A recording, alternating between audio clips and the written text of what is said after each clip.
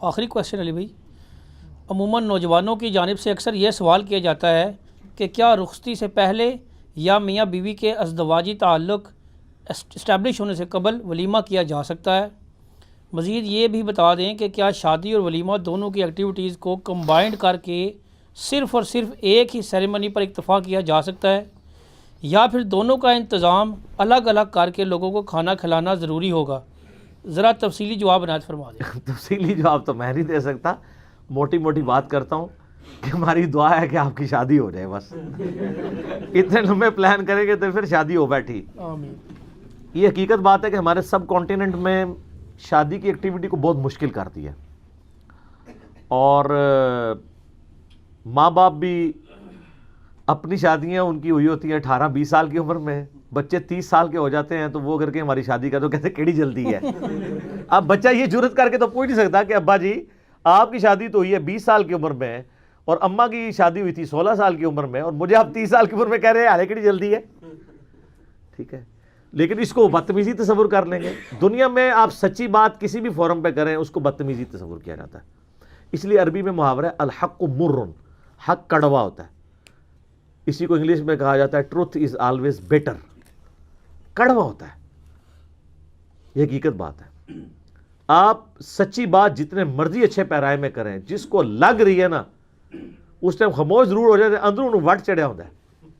ٹھیک ہے، ویسے وہ جتنا مرضی دعویٰ کرے کہ جی آپ جو ہے وہ پازیٹیولی چیزوں کو ہائی لائٹ کریں، پازیٹیولی بھی کر کے دیکھ لیں۔ آپ کسی مزار پہ جا کے پازیٹیولی مسلم شریف کی حدیث وہاں لگائیں کہ نبی علیہ السلام نے منع فرمایا قبروں پہ عمارت بنانے سے، قبروں کو پکا کرنے سے اور ان پہ بیٹھنے سے، تو ساری پازیٹیونیس کٹ کے باہر سٹن گے۔ یہ کہنا آسان ہے، سچ کڑوا ہی ہوتا ہے، چاہے آپ ایک گال میں شاید رکھیں دوسرے میں آپ شکر رکھ کے بھی بولیں نا، ان الفاظ کی کڑواہٹ کون ختم کر سکتا ہے؟ حتیٰ کہ سورہ یونس میں آیت نمبر 15 اور 16 آپ پڑھ کے دیکھیں، کافر بھی کہتے تھے اے نبی اس قرآن کو بدل دو، بہت سٹرکٹ ہے، یا کوئی اور قرآن لے آؤ، تو اللہ نے فرمایا نبی فرماؤ مجھے کوئی اختیار نہیں کہ میں اپنے نفس سے اس قرآن کو بدل سکوں، میں تو خود پابند ہوں اس وحی کا جو اللہ مجھے کرتا ہے۔ قل انی اخاف ان عصیت ربی عذاب یوم عظیم، مجھے تو خود ڈر ہے اس بات کا کہ اگر بالفرض میں نے اپنے رب کی نافرمانی کی تو بڑے دن کا عذاب مجھے بھی آ پکڑے گا۔ ہائے ہائے، ٹھیک ہے جی، لیکن سر یہ کتابوں کا خدا ہے، ٹھیک ہے، اس کا آپ کے ساتھ کوئی لینا دینا نہیں، اس لیے ہم کہتے ہیں مرنے سے پہلے اے مسلمان کر لے اس پہ غور، کتابوں کا خدا اور ہے، بابوں کا خدا اور۔ اب میرا حل ہے اس طرف آ جائیں، ولیمہ اور یہ وہ، دیکھیں جی سنت تو یہی ہے، بخاری مسلم میں جتنی حدیث ہیں وہ اس پہ گواہ ہیں، نبی علیہ السلام کی اپنی مبارک شادیاں جتنی ہوئی ہیں کہ آپ علیہ السلام نے ولیمہ ہمیشہ میاں بیوی کا تعلق خلوت صحیحہ کے بعد کیا۔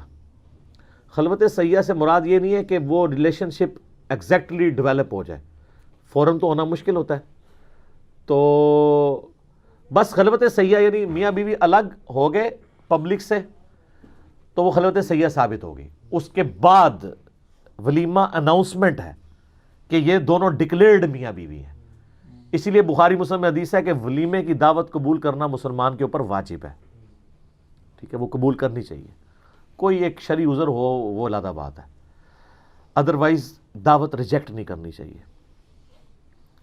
تو ولیمہ اس کے بعد سنت ہے، نبی علیہ السلام نے مختلف امہات المومنین کا ولیمہ مختلف کیا ہے، بعض کا بہت تھوڑا کیا ہے، جس طرح سیدہ صفیہ کے بارے میں بخاری مسلم میں آتا ہے کھجور اور پنیر کے ساتھ چند صحابہ کو بٹھا کے ولیمہ کیا، اور سیدہ زینب کے بارے میں آتا ہے کہ آپ نے بکری ذبح کر کے گوشت کھلایا، اس میں کوئی شریعت نے پابند نہیں کیا۔ اور یہ یاد رکھیے گا یہ جو نکاح کے موقع کے اوپر آپ کو یہ بدھ جسے کہتے ہیں وہ یہ بدعت نہیں ہے، بدھ یہ بھی سنت ہے کہ میٹھی چیز کو یا اس طرح کی چیزوں کو بانٹنا، چھوارے بانٹنا اور ڈکلیئرڈ ہوں، کیونکہ نکاح اعلانیہ ہوتا ہے اور بدکاری چھپا کے ہوتی ہے، تو میاں بیوی ڈکلیئر ہونے چاہیے۔ باقی یہ شادی کی جو رسم ہے نا اس وقت ہمارے سب کانٹیننٹ میں کہ شادی کی ایکٹیویٹی ایک علیحدہ سے پرفارم ہوتی ہے جس میں سینکڑوں لوگوں کو کھانا کھلایا جاتا ہے، یہ آپ کو قرآن و سنت میں نہیں ملتی، لیکن ہم اس کو غلط بھی نہیں کہتے، یہ کلچرل چیز ہے، لیکن جس طرح اس کلچر کو اب یہاں پہ انجیکشن لگا کے لوگوں میں داخل کر دیا کہ غریب آدمی اپنی بچی نہیں بیاہ سکتا، تو اس کے اوپر تو حرمت کا ہی فتویٰ دینا چاہیے، سرکمسٹانسز کے پوائنٹ آف ویو سے. میں تو جہیز کو بھی کیٹاگوریکلی لعنت نہیں کہتا ہوں, جہیز کی ڈیمانڈ لعنت ہے. اگر کوئی شخص اپنی مرضی سے اپنے بچی کو گھر کا بنیادی سامان دینا چاہتا ہے گفٹ, تو دینے دیں. آج تک کسی نے کہا ہے کہ باپ کا اپنے بیٹے کو نیا موٹر سائیکل نکلوا کے دینا حرام ہے جس پہ وہ ویلنگ کرے گا؟ کہتے ہیں باپ ہے جی دے بیٹے نو, ویلنگ کرتا ہے تو ویلنگ غلط ہے نا, چلائے. اچھا تو بیٹی کو اگر باپ کچھ برتنے کا سامان دے دے تو اس میں آپ کو کیا مسئلہ ہے؟ اگر کوئی نہیں لینا چاہتا نہ لے, اس کی خوشی ہے کہ میں دوں, بیٹوں کو بھی تو دے رہا ہے, بعد میں وراثت بھی تو تقسیم ہونی ہے. البتہ جو لوگ کنڈیم کر رہے ہیں نا جہیز کو, میں ان کی نیت پہ شک نہیں کرتا, وہ بالکل ٹھیک کر رہے ہیں, کیونکہ میجورٹی اس وقت اس کا نیگیٹو یوز ہو رہا ہے کہ لوگوں کی شادیاں مشکل ہو گئی ہیں. اسی وجہ سے اجتماعی شادیاں بھی کروائی جاتی ہیں. کئی این جی اوز بنی ہوئی ہیں جو غریب جوڑوں کی 50-100 جوڑوں کی ایک دن میں شادی کروا دیتے ہیں, بیسک ان کو چیزیں دے دیتے ہیں, ڈبل بیڈ دے دیتے ہیں, ایک جو ہے وہ آپ سمجھ لیں کوئی اگر اچھا ہوگا تو وہ ایک ریفریجریٹر ان کو لے دیں گے, فریج لے دیں گے, کوئی سرائی مشین لے دیں گے, اس طرح کی چیزیں وہ بنیادی چیزیں دے دیتے ہیں. تو کوئی حرج نہیں ہے اس کے اندر, ڈریسنگ ٹیبل چھوٹا سا دے دیں گے. یہ جو سوال تھا کہ لوگ اکثر جو پوچھتے رہتے ہیں کہ جی اگر ازدواجی تعلق نہیں ہوا یا ابھی میاں بیوی کی رخصتی نہیں ہوئی ہے اور پہلے ہی ولیمہ اور شادی کو کمبائن کر لیا جائے تو یہ خلاف سنت ہے. سنت یہ ہے کہ ولیمہ بعد میں ہوگا, اور اگر کوئی ایسے کر لیتا ہے تو ہم زیادہ اس کے خلاف سنت کہیں گے, اس کے نکاح پہ کوئی اثر نہیں پڑے گا. اس کی وجہ سے نکاح تو اسٹیبلش ہو گیا, میاں بیوی کا بانڈ تو اپنی جگہ ہے. لہٰذا شادی اور ولیمے کی ایکٹیویٹی کو کمبائن نہ کیا کریں, ولیمے کو ہی ایز اے ایکٹیویٹی رکھیں. شادی کو آسان بنائیں. شادی تو کتنی مشکل ہو گئی ہے, غریب لوگ بھی کتنی مہنگی گاڑیاں کرائے پہ لے کے جا رہے ہوتے ہیں اور ادھار اٹھا کے. اتنی کیا ضرورت ہے؟ اور وہ اکثر پھر کہتے ہیں کہ ہم نے بڑی سادگی سے کیا ہے, اور کیا کرنا تھا آپ نے؟ تو سادگی آپ کریں. میرا تو اس کے اوپر یعنی یوٹیوب کے اوپر میں نے تو شادی کے والے سے بخاری سے حدیثیں بھی پیش کی ہیں. ایون گانا بھی اگر ہو جس میں کوئی ولگر الفاظ نہ ہو, شرکی الفاظ نہ ہو, عورتیں عورتوں میں ہوں, مرد مردوں میں ہوں, تو اس کا بھی جواز موجود ہے. لیکن یہ جو آج کل یعنی شادی کی ایکٹیویٹیز کو برائی کا ذریعہ بنا لیا, اور آج کل تو اتنا خطرناک ہو گیا معاملہ سوشل میڈیا کی وجہ سے اور یہ اسمارٹ فونز کی وجہ سے. انہی موقعوں پہ اوباش قسم کے نوجوان جو ہیں وہ ویڈیوز بنا رہے ہوتے ہیں, پھر وہ ویڈیوز لیک ہوتی ہیں, پھر کئی لڑکیاں خودکشی کر لیتی ہیں. آپ کو یہ بھی خبریں ملتی رہتی ہیں. تو ان ساری چیزوں کا نقصانات ہو رہے ہیں. اس کے معاملے میں میرا یہی جواب ہے کہ یہ خلاف سنت ہے, لیکن نکاح اسٹیبلش ہو جائے گا. آپ یہ کام نہ کریں, کوئی فرق نہیں پڑتا, آپ ایک دن بعد ہی کر لیں. اور کئی لوگ ایسے ہوتے ہیں کہ وہ بعض اوقات یعنی عورت کے مخصوص ایام ہوتے ہیں تو وہ ازدواجی تعلق کا ایشو بن جاتا ہے یا کسی اور وجہ سے بن جاتا ہے, تو وہ بیچارے اس ٹینشن میں رہتے ہیں کہ اب ولیمہ تو جو ہے وہ اب ہمارا پتہ نہیں ولیمہ حلال ہوا ہے کہ حرام ہوا ہے. کوئی ٹینشن نہیں ہے, ولیمہ حلال ہوا ہے حرام ہوا ہے. ولیمے کا تعلق اس سے ہے کہ میاں بیوی جب الگ ہو گئے, خلوت صحیحہ ثابت ہو گئی, چاہے اس کے بعد ان کا تعلق قائم ہوا نہیں ہوا, وہ ڈکلیئرڈ میاں بیوی ہیں. کیونکہ غیر محرم عورت کو تو ہاتھ لگانا حرام ہے. اگر ایک شخص شادی کے بعد اپنی بیوی کو یوں ہاتھ لگا لیتا ہے تو یہ اس کی بیوی ڈکلیئر ہو گئی, بس اس کے بعد فوراً اسی وقت بھی ولیمہ کر سکتا ہے.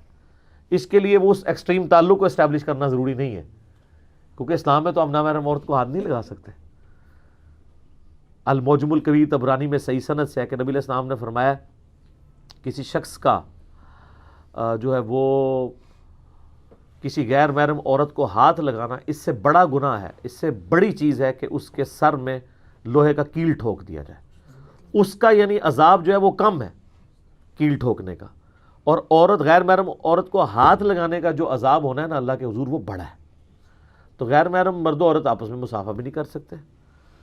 تو میاں بیوی کا یہ تعلق ہے کہ وہ آپس میں ایسے معاملات کر سکتے ہیں. تو یہ نوجوان اکثر مجھے پتہ ہے بہت پوچھتے رہتے ہیں اور وہ اسی ٹینشن میں پڑے رہتے ہیں. فی الحال نوجوانوں سے ریکویسٹ ہے کہ وہ اپنی شادی کی فکر کریں, اور ماں باپ سے ریکویسٹ ہے کہ جس طرح ماں باپ اپنے حقوق اپنی اولاد سے ڈیمانڈ کرتے ہیں نا کہ میری اولاد میرے ساتھ خوش اخلاق ہو اور میرے ساتھ اچھا رویہ رکھے اور یہ میرے حقوق پورے کرے, تو سر آپ کے بھی تو حقوق ہے نا کہ آپ نے اپنی اولاد کی ٹائم پہ شادی کروانی ہے, کئی یقین جانے کئیوں کی بچیاں پڑھ لکھ جاتی ہیں نا تو وہ کہتے ہیں اتنا پڑھایا لکھایا اب کچھ عرصہ کمائی تو کھائیں نا ان کی, اور اس کی وجہ سے ان کی شادیاں لیٹ کرتے ہیں. اینڈ رزلٹ یہ نکلتا ہے کہ پھر وہ کسی ٹگے دے متھے مار دیندے نے انہوں. پھر ظاہر ہے جب عورت کی عمر نکل جاتی ہے تو پھر اچھے رشتے تو نہیں ملتے, اور جب اچھے رشتے گھر آ رہے ہوتے ہیں, میں آپ کو دعوے سے کہتا ہوں اچھے رشتے آتے ہیں گھر, آپ کی اگڑ نہیں اس وقت جا رہی ہوتی. آپ آئیڈیل ڈھونڈ رہے ہوتے ہیں تو آپ کیا خود آئیڈیل ہیں؟ ایسے تو کبھی نہیں ہوگا. اس وقت نخرے آسمانوں پہ ہوتے ہیں اور اینڈ پہ سیانا کہاں, وہی ہوتا ہے. ٹھیک ہے نا, جو سیانا کوا ہے نا وہ جا کے پھر گندگی پہ جا کے بیٹھتا ہے. ٹھیک ہے, تو ایسا نہیں ہونا چاہیے. اکڑ توڑیں اپنی, اور ٹائملی چیزوں کو مینیج کر کے شادی کر دیں. لالچ نہ کریں. آپ کی اولاد سے آپ کو نفع پہنچنا ہے تو اس کا تعلق قطعاً اس سے نہیں ہے کہ وہ شادی شدہ یا غیر شادی شدہ ہے. آپ دیکھ لیں, جو مرضی کر لیں, جن کو فیض پہنچنا ان کو پہنچنا, جن کو نہیں پہنچنا نہیں پہنچنا. یہ حقیقت بات ہے. ان کی تربیت ایسی کریں کہ وہ آپ کے لیے بینیفیشری ہوں. شادی لیٹ نہ کریں. اچھا, اس میں بعض بڑے بولے لوگ ہیں, وہ یہ بھی کہتے ہیں کہ جی ہمارے ماں باپ نے ہماری شادی لیٹ کر دی ہے, لہٰذا اگر ہم اب کوئی غلط ایکٹیویٹی پرفارم کرتے ہیں تو ہمیں اس پہ گناہ نہیں ہوگا, ہمارے ماں باپ کو ہوگا. نہ, ہر شخص نے اپنا بوجھ خود اٹھانا ہے. آپ کے لیے آپ کے ماں باپ کی ان حرکتوں کا نبی صلی اللہ علیہ وسلم کو پتا تھا. تو بخاری مسلم میں حدیث ہے کہ نوجوانوں کا گروہ جس میں استطاعت ہو وہ شادی کرے, اور جو شادی نہیں کر سکتا وہ روزے رکھ کے اپنی شہوت کو ٹھنڈا کرے. بے شک نکاح کرنا نگاہوں کو نیچا رکھتا ہے اور تمہاری عفت اور عصمت کی پاکیزگی کا سبب ہے. نکاح کرو, تو یہ ترغیب دلائی گئی ہے. لیکن نکاح نہیں ہو رہا تو روزے رکھنے آپ نے. اللہ کے فضل سے آپ 2-3 روزے رکھیں گے نا, سارا تھوڑا دماغ کا جنون نکل جائے گا. ٹھیک ہے نا. تو یہ اللہ نے الٹرنیٹیو چیزیں بتائی ہیں, یہ نہیں ہے.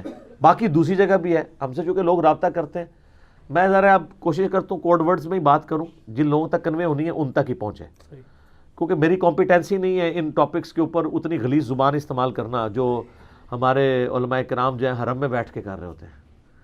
وہ تو سوال پتہ نہیں خود بیٹھ کے بنواتے ہیں. میرا خیال ہے وہ ایسے ایسے سوال ہیں جو بڑے سے بڑے ولگر بندے کے دماغ میں بھی نہیں آئے ہوتے ہیں, اور وہ دین کی خدمت سمجھ کے اس سوالوں کو ایڈریس کر رہے ہوتے ہیں. یہ کوئی دین کی خدمت نہیں میرے بھائی. اگر یہ دین کی خدمت ہوتی نا تو قرآن بھی اس طرح کی لینگویج میں بات کرتا. پورے قرآن میں کسی عورت کا نام نہیں آیا سوائے مریم کے, اور وہی مریم کا نام نہیں ہے عیسیٰ ابن مریم, چونکہ وہ عیسیٰ کی ماں تھی اور اللہ تعالیٰ کی نیک بندی تھی. ان کے اوپر تہمت لگی, اللہ نے اس تہمت کو دھویا.